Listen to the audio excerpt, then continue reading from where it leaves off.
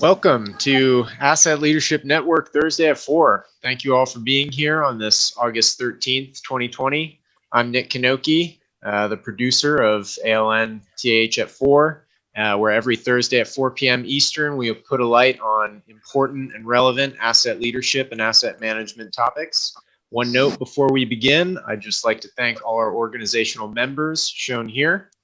And now, without further ado, it's my pleasure to introduce Mike Bordenero and Richard Culbertson. Thank you, Nick. Nick is also our technical director, and he makes our lives much easier. So thanks for all that you do, Nick. No problem. And it's my pleasure to be chatting today with Rich Culbertson. I've gotten to know Rich pretty closely in the 7 years that I've been involved with the Asset Leadership Network. And you can see on the next slide that Rich is very active. He is an ALN board member. He is a senior fellow. Sorry about that, Mike.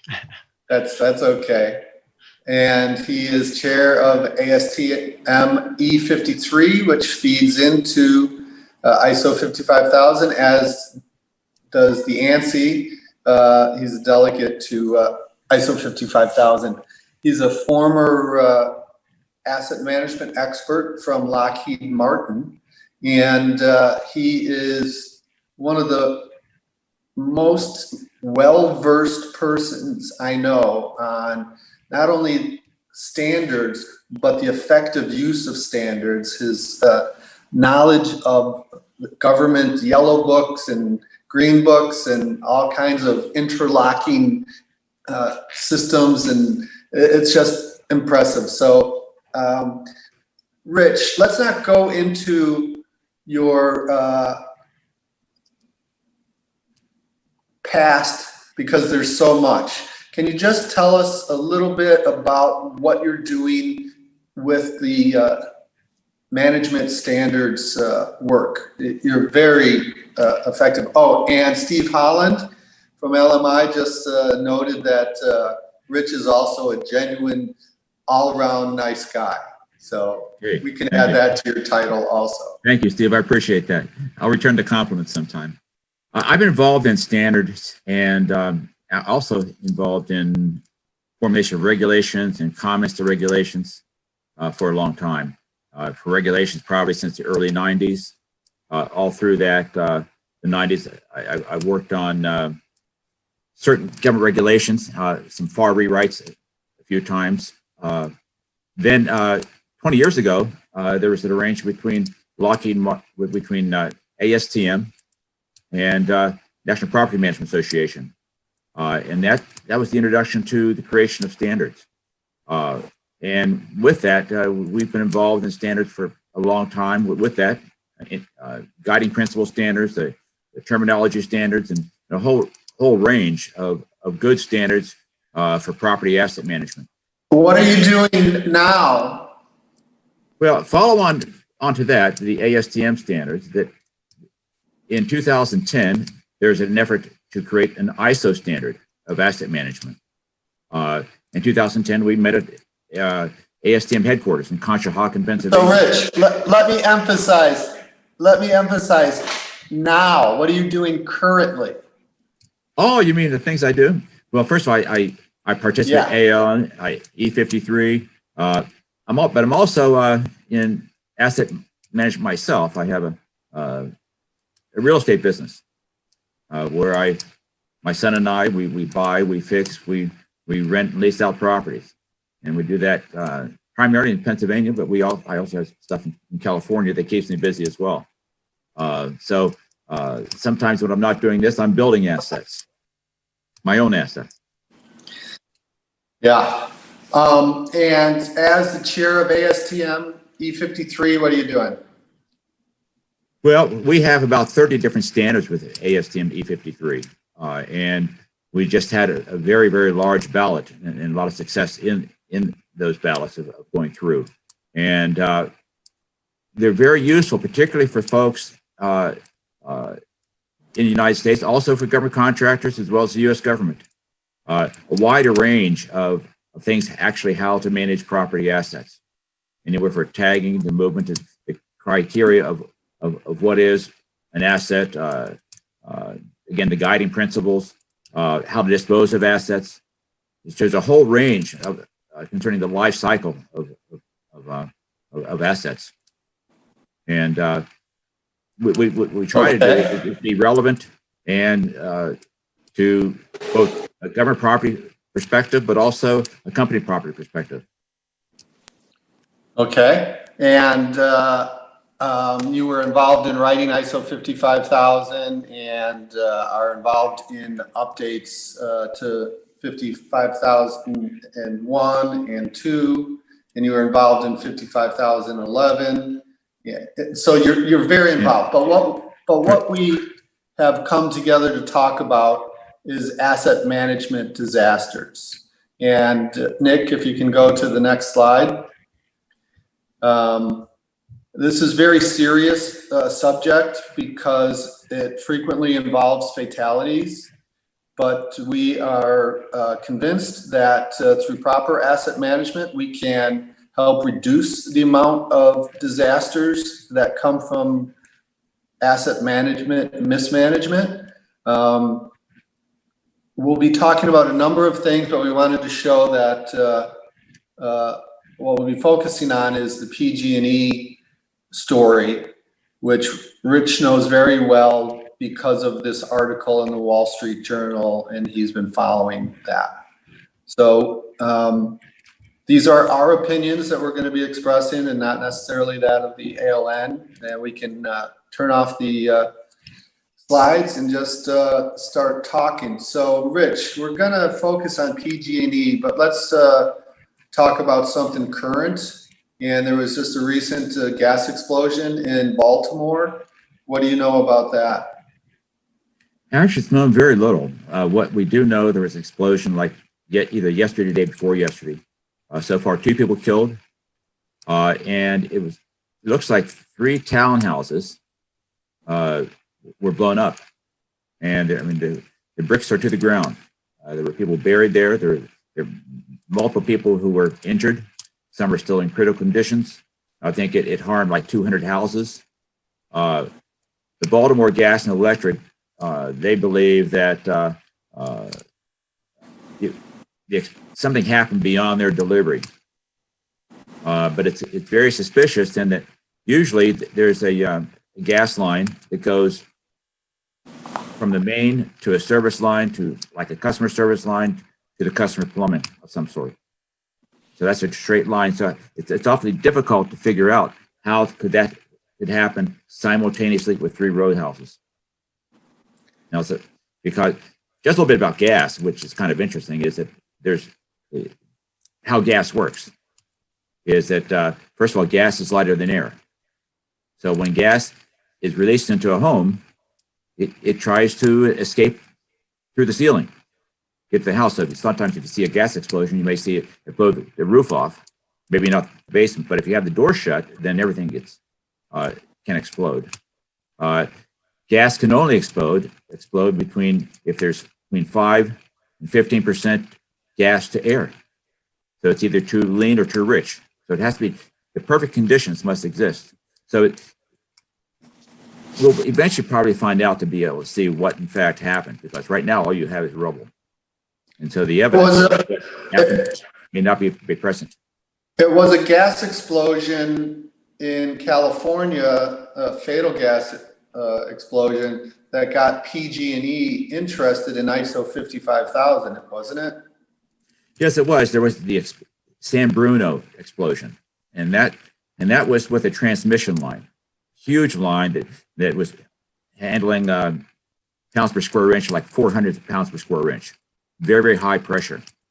And it was they got confused whether it's an extruded line or a welded line. The records weren't quite proper, and they also they had some issues with their test procedures.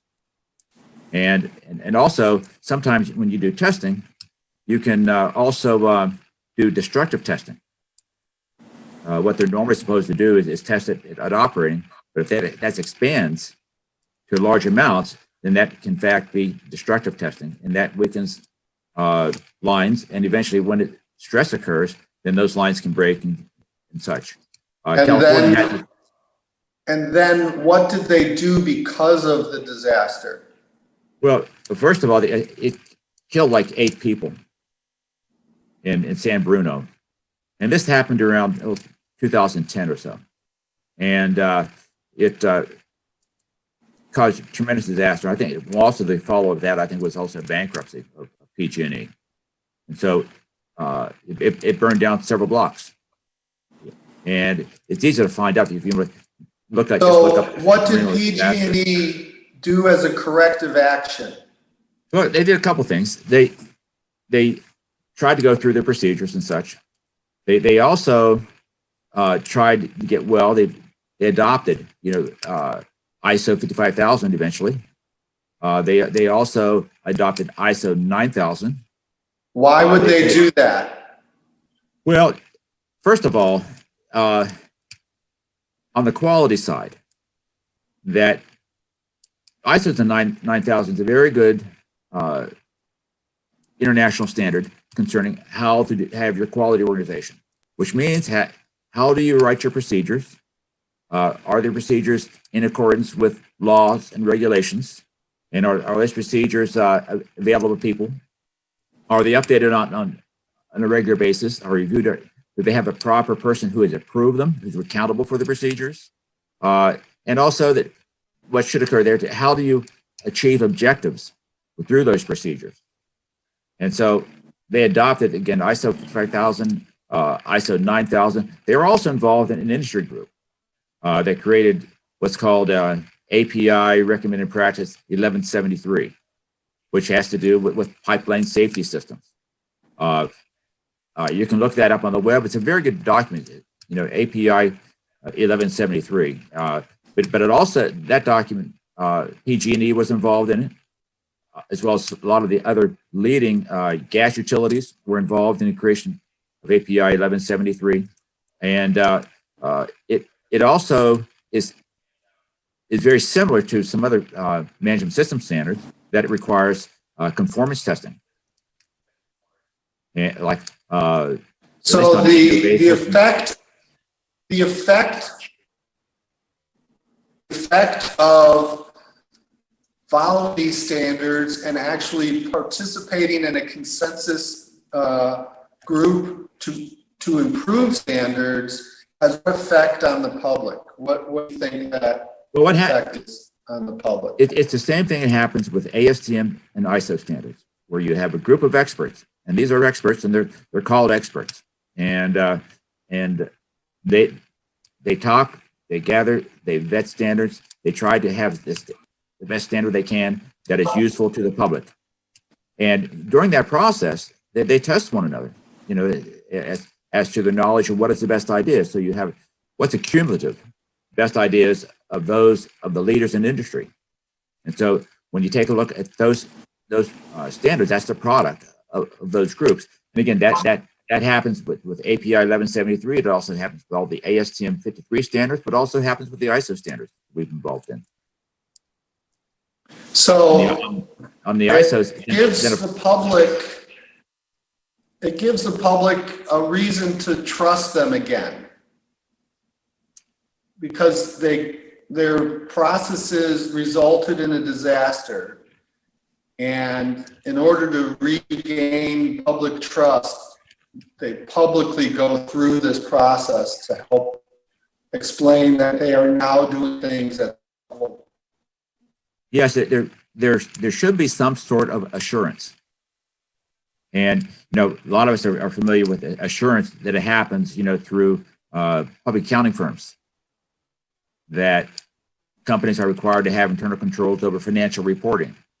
And that results in some sort of assurance that the public can look at that review by the public accounting firm and rely that based upon their review of the books and records of that particular company, that what the company is stating publicly has been confirmed through inspection and testing and sampling. And so they did this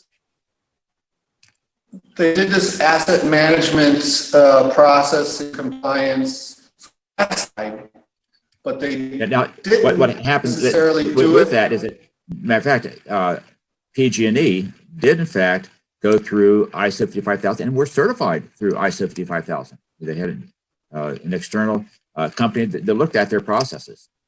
One thing, about the article that is in there is that when PG&E was asked, do they want the electric side to go through ISO 55000? Because ISO 55000 could apply to all portions of their company, but they chose to limit it to the gas portion. Now, since they've adopted ISO 55000, I think that was finally approved like in 2015. I haven't read any more explosions from PG&E, but what you saw in the slide was what happened with PG&E, where they had these fires where a hook somehow broke. You had a piece of equipment that's like 100 years old, and it somehow broke. A live wire fell to the ground and started a fire. Maybe two fires. Ultimately, what happened with that is that there were 84 people who died in those fires in 2018 in California. And the president of PG&E just a few months ago pled guilty to involuntary manslaughter on 84 counts. Right now, they're in bankruptcy. And they haven't, I don't believe they've come out through that yet. But basically, they bet on the company by having bad policies and actions on things that which they didn't know or should have known. Yeah, so that's really an unfortunate example of why good asset management practices are really important. You're also familiar with another gas explosion that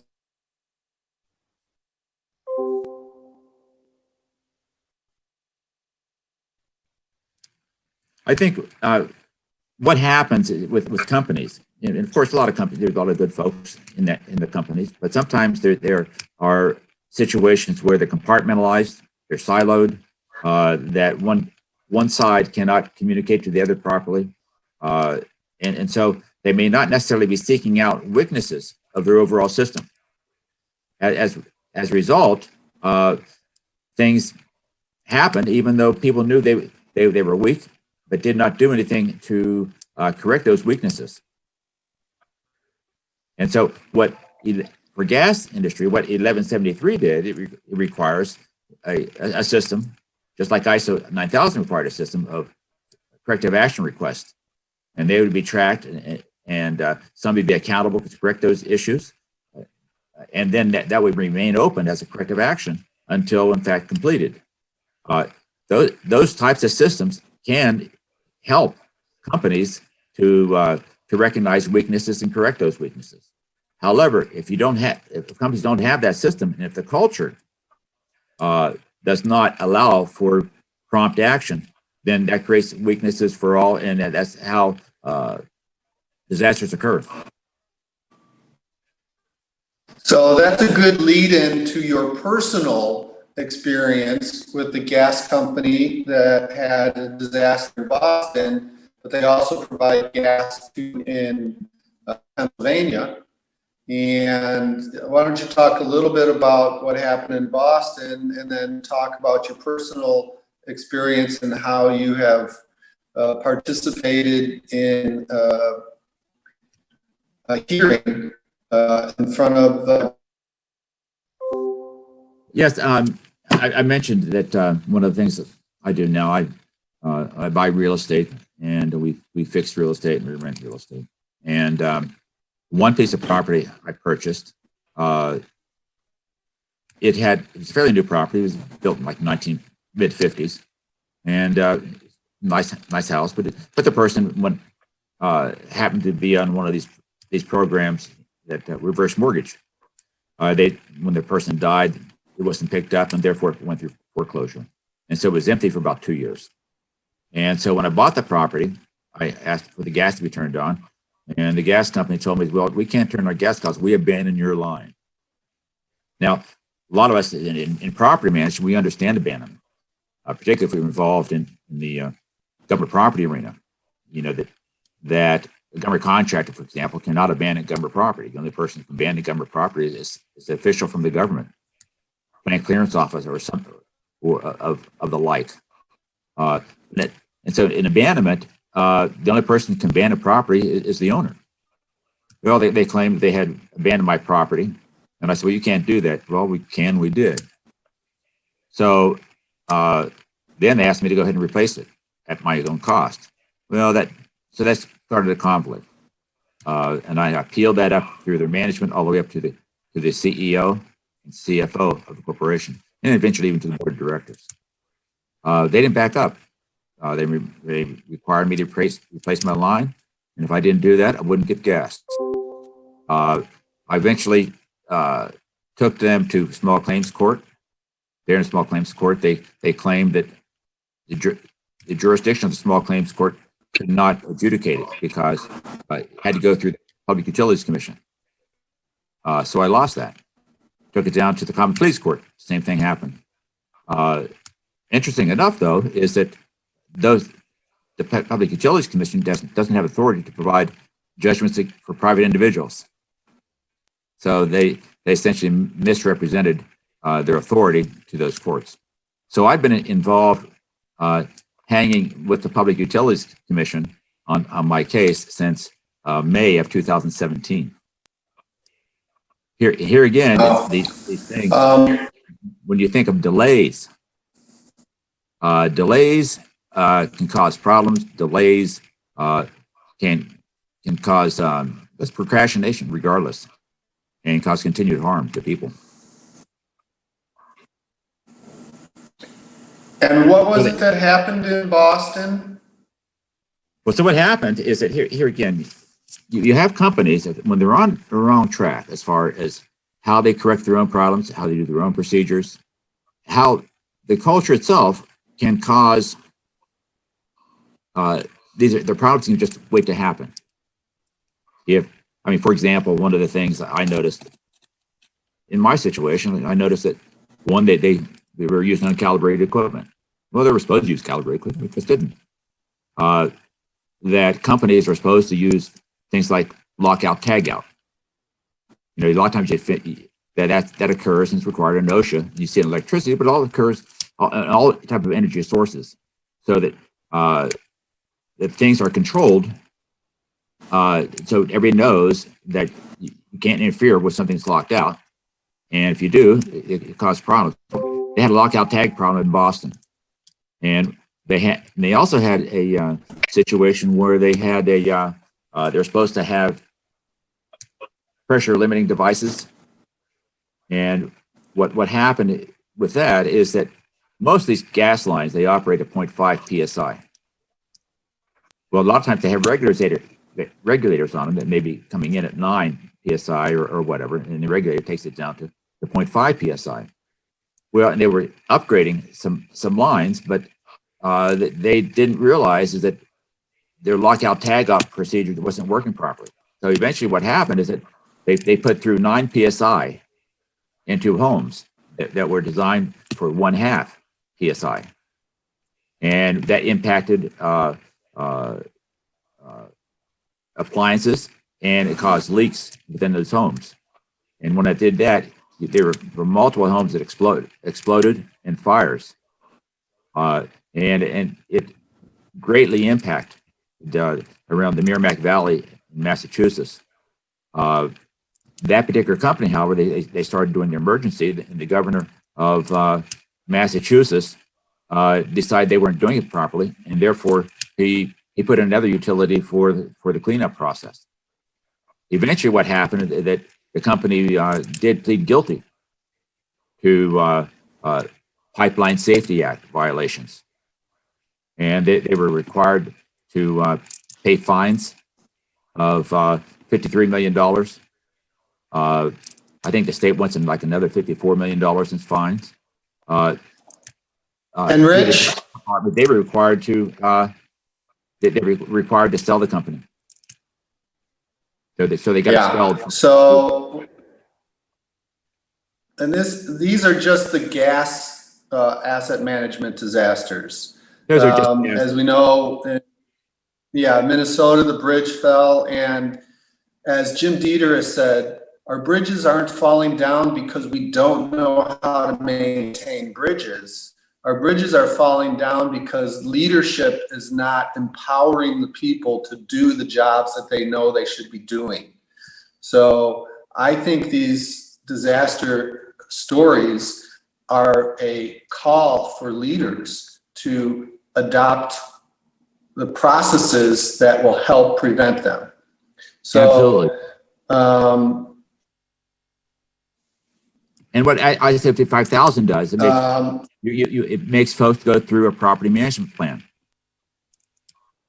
a strategic property management plan, and again, they should be looking, and that should be broad, so that they address the risk and opportunities associated with their particular business, and so they are able to take advantage of the opportunities, but at the same time, make sure that risks are also considered and minimized.